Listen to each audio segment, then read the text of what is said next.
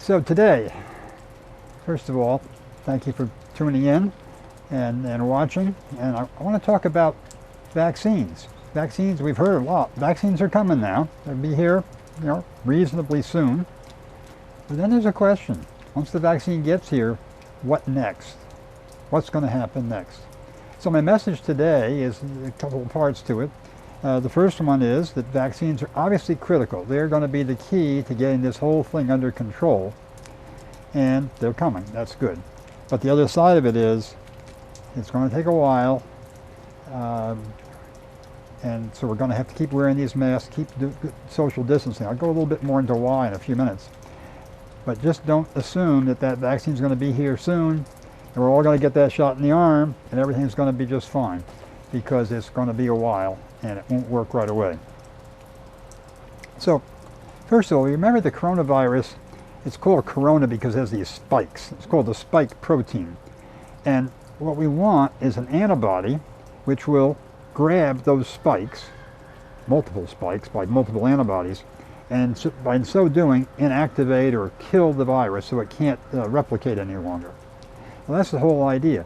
If we get infected, we want our body to be able to make those antibodies right away and get the virus before it has a chance to cause any significant damage in our bodies.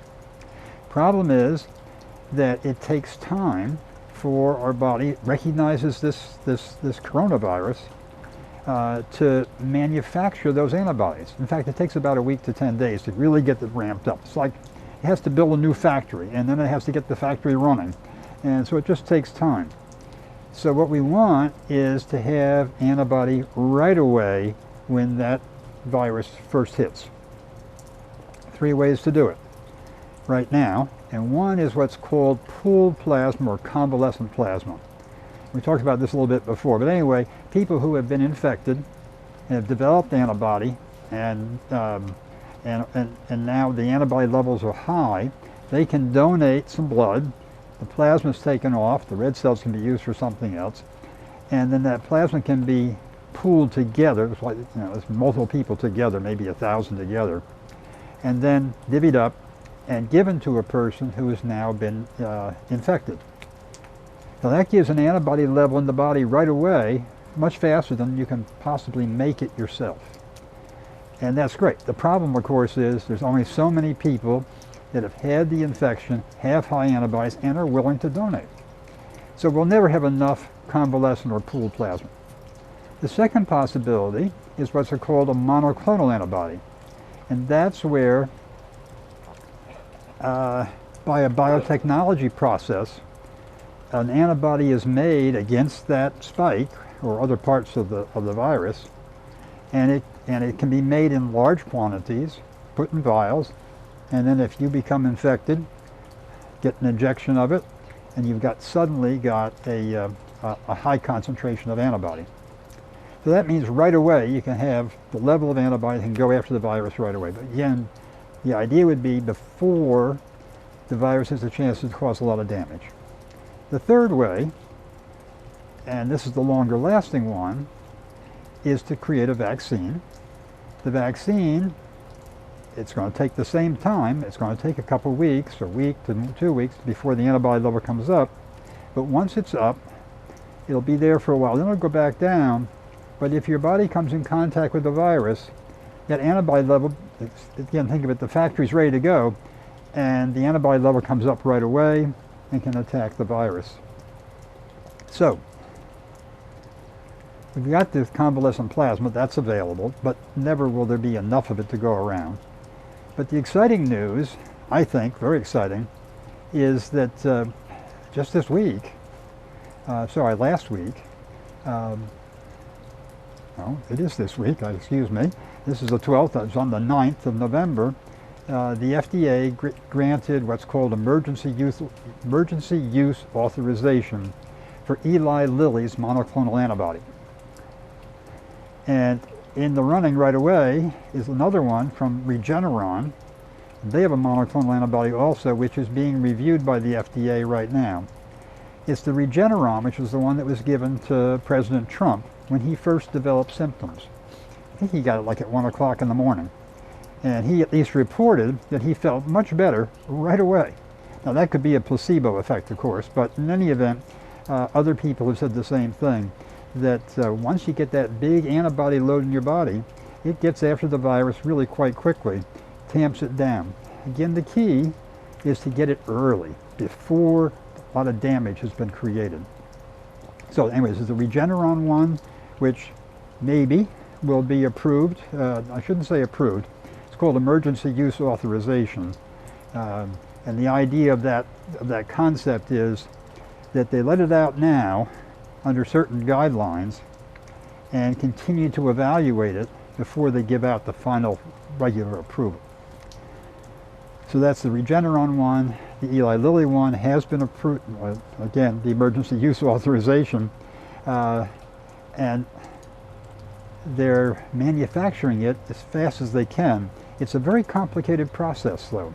It's not a simple thing to make, and I've read that the cost of it would be around $1,200. I haven't been able to find any information about whether the government will pay for it. That may well be the case. If you think about it, insurance should pay for it. You say, well, they don't want to pay for something expensive like that. But somebody should pay for it. I'll tell you why. It's a lot cheaper than having somebody go to the hospital, which is incredibly expensive. So, but it was out of your own pocketbook, that would seem like a huge price to pay. In any event, I think this is particularly exciting news because if you can get that antibody right away, kill off the virus, well, it's pretty obvious the benefit there. Now what about vaccines? There are 170 vaccine candidates in various stages. Many of those are still in the laboratory animal testing stage. But let me just check the number here.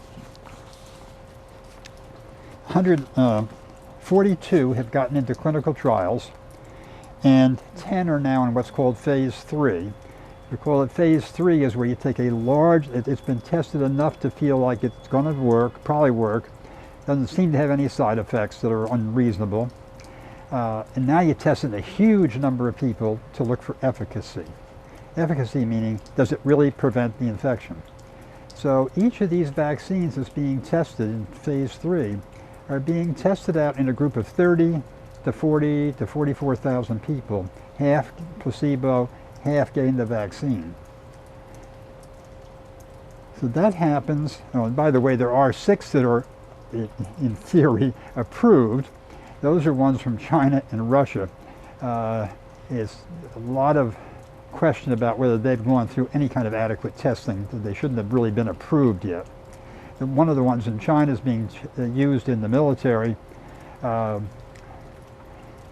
there's certain logic to that, of course. The fighting force can't fight if it's all sick. But the other side of it is the military being required to take the vaccine, or can they volunteer to take it or not? Anyway, skip all that. Let's just stay with the 10 that are in the usual type of phase 3 trials. And we talked about these before, so I won't go into the details, but what's, again, very exciting, just a few days ago, Pfizer, and I never pronounced this right, BioNTech, is a German company, they're working together. They came out and said that in their first preliminary evaluation by the External Monitoring Committee, that they had a 90% efficacy rate. In other words, say it differently, 10% of people who got the vaccine still could get infected, but 90% did not. So despite these huge numbers of individuals that were vaccinated, only so many got infected. I think it was like 94 that got infected.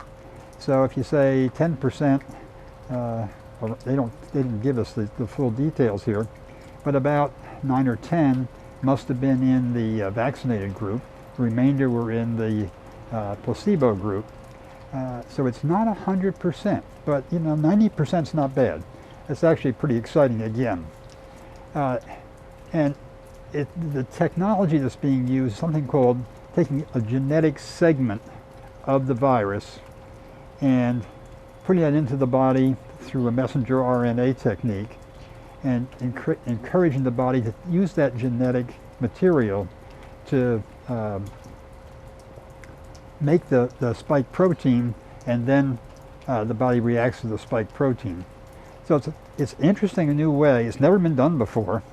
So it's amazing, literally amazing, that since January, when people started working on this stuff in the laboratory, until now, November, we've got a vaccine that so far looks very good. Now, it won't be approved for a while. Again, I used the word approved incorrectly. It won't get emergency use authorization for a while because the FDA has said, no, we want more time to look for side effects. And that's in the whole 30,000, 44,000 individuals that got the vaccine versus the placebo. But it's very possible that by the end of November, early in December, there will be the emergency use authorization.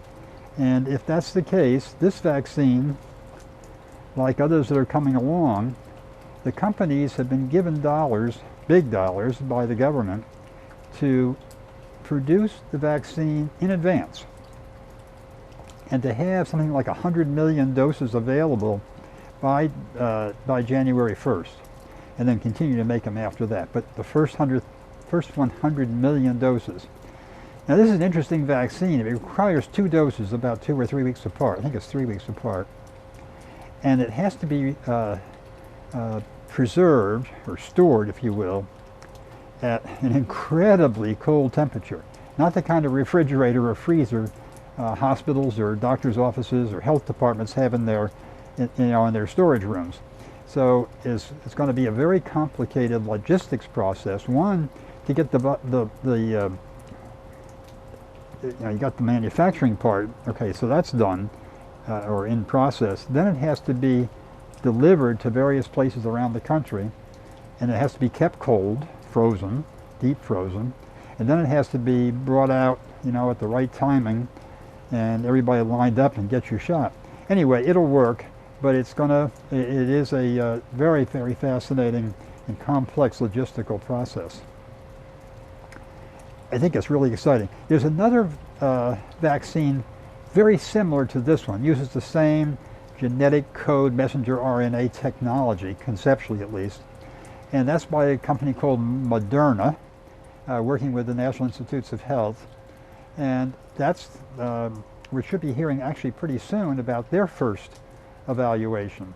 So the feeling at least is that one might prove to be very positive as well. And if that's the case, then you have another 100 million doses that will be available. Think about, though, again, if it takes 2 doses, that means 100 million, that means 50 million people can be vaccinated. We're a country of 365 million. So it doesn't take everybody doesn't get it at first. It's going to be the first responders, and healthcare workers will probably be first. Second will be older people or those at high risk of serious infection. And then after that, everybody else. So it's going to be a while before everybody in the country will be able to get a vaccine. So what happens when everybody is vaccinated? Well, first of all, everybody won't be. There's going to be a lot of people who are going to say, I'm not so sure. I want to wait 6 months. I want to wait a year and see what kind of results come out. Well, maybe that won't happen, but if it's like other vaccines when they first come out, there's going to be some anxiety, and there's certainly been anxiety expressed in various polls and so on that have said, people say, I'm not so sure. Good idea, but let the other guy get it first and let's see what happens. So we'll see. But let's assume for a moment that most people get vaccinated. It's going to take time, as I said, between now and say next summer at least, before everybody who wants to be vaccinated gets vaccinated. And until then, it's still a mask, it's still social distance, you still don't get into a crowd, you still be sure you're in an area which has good ventilation. These are going to be the key things. We can't forget that. I guess the point of my message really is this: don't take it off. Keep it on. It's going to be a while. And we're going to need these masks. We're going to need to stay away as we've been doing. But having said all that, not to sound negative, this is very exciting news. Very exciting about the monoclonal antibody, very exciting about the vaccine becoming close to available. Thanks for watching.